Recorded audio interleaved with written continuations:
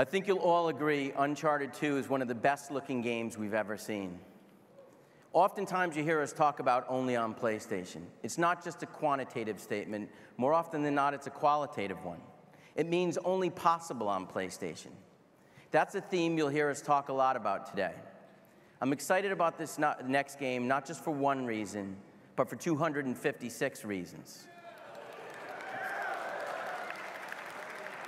We introduced MAG on this stage to a lot of fanfare last year, and today we'd like to show you the first public unveiling of live gameplay. Here to show you this massive game is Andy Bodwin of Zipper Interactive. Andy?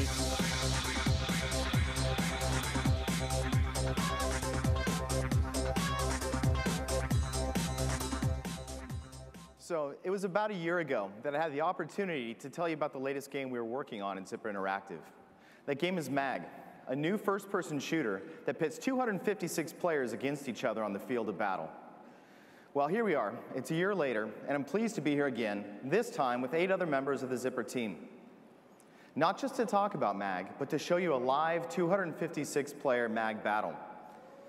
So now, before we start, I want to remind you that every action you're about to see or hear, from the distant chatter of a machine gun being fired by a developer in Seattle, to an airstrike called in by a tester in San Diego, has been triggered by a real player.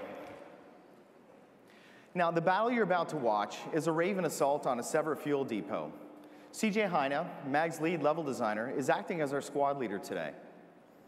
Now, if we take a look at CJ's command network interface, you can get a feel of the scale of this battle. CJ's squad of 8, along with other 3 squads in his platoon, must punch through a line of enemy bunkers, secure a forward landing zone, and push forward to the heart of the enemy facility. Now, if we pull back just a bit, you can see that his squad isn't alone. His platoon is one of 4 that make up the Raven company assaulting this base. Now, each blue dot you see is a live player participating in the battle right now. But remember that for each blue dot you see, there's also a red enemy, most of whom are currently undetected. So to start his assault, CJ is going to use one of his squad leader command abilities to call in a recon UAV to scout out those enemy locations. UAV inbound and on target.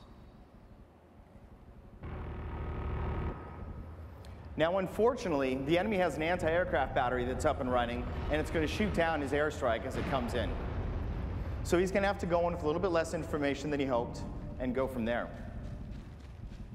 So these are all the squad members we see on screen that are up here on the stage today.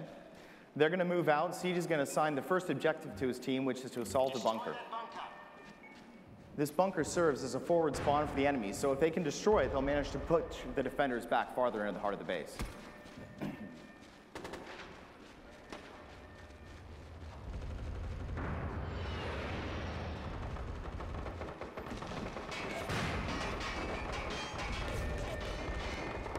So there's the bunker in front of us. Now, as we assault, we're going to switch over and take a look at the platoon leader perspective for Ben Jones.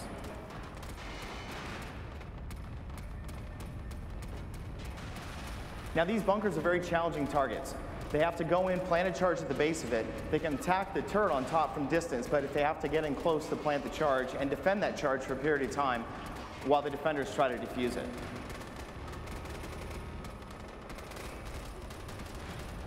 There you can see now, as the actions he's taking, because this objective has been assigned to the squad, he's going to get bonus points for every action he takes.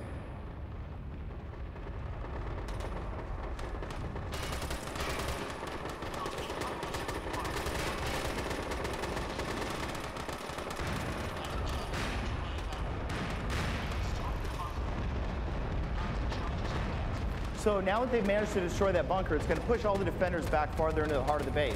His team's going to move up, plant charges once again on that anti-aircraft battery that was causing him so much trouble earlier, and defend that. Now, taking care of this will do a couple of things, give a couple of advantages to his team.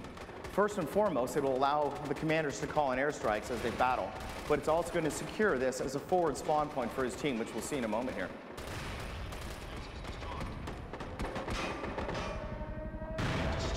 You can hear that air raid siren, lets everybody in the battle, no matter which platoon they're in, know that the attackers in this area have secured that forward spawn. And now we have helicopters coming in, which serve as the forward deployment point for his team. So if anybody in his squad dies from this point forward, they will respawn those helicopters and be able to push forward. And they're also very powerful at securing this landing zone. They're all equipped with miniguns, once again, all commanded by real players. So now that they've managed to secure this forward landing zone, CJ is going to use another one of his command abilities. He tried to call on a UAV earlier, but now he's going to use an airstrike. He's going to call on a cluster bomb to clear the enemy off this wall and secure the point so his team can push forward and hit the heart of this facility.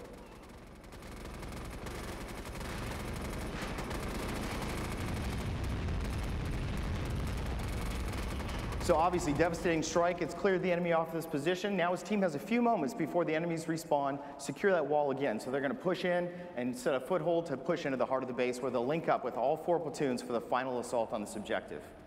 Now, I do hope you all were taking notes because we're going to have this game running live on the show floor for the next 3 days with full 256 players. Come down there, pick up a control, and join the battle. I look forward to it. Thank you so much.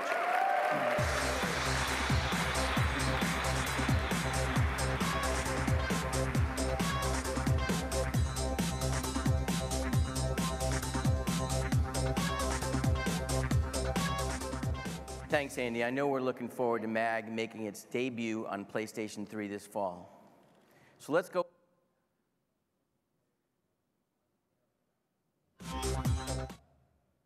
So let's go from massively multiplayer console gaming to our portable platform.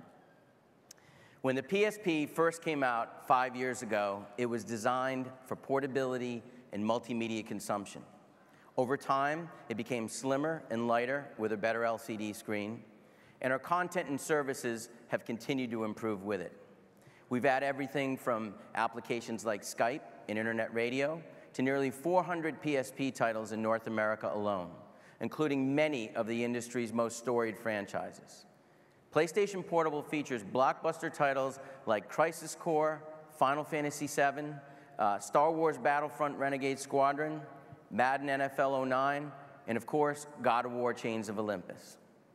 For gamers looking for a richer, deeper, and more engaging portable experience, the PSP has no equal. And last year, 15 million people came to the same conclusion, pushing our global install base to more than 50 million units. Over the past 2 years, much of that growth has been fueled by content offerings we've bundled with PSP, and this year will be no different. At Destination PlayStation, we announced a variety of entertainment packs for PSP, including bundles with Rock Band Unplugged coming out next week.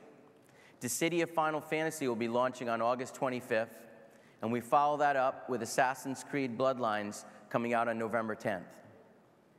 We also outlined some of our plans to expand PSP to reach to a younger, more diverse demographic and further appeal to teen and tween girls. For starters, we're working with Disney to launch a Hannah Montana bundle, compete with a lilac-colored PSP this July. Just sold a few right there. That's awesome.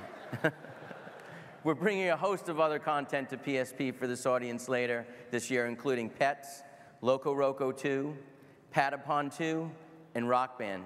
Not to mention a lot of great movie and TV content from partners like Disney and Nickelodeon.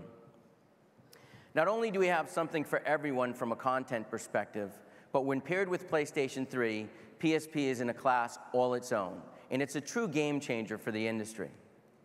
To tell you more about this vision, I'd like to introduce the president of Sony's Network Products and Services Group and the president and CEO of Sony Computer Entertainment, Kaz Hirai.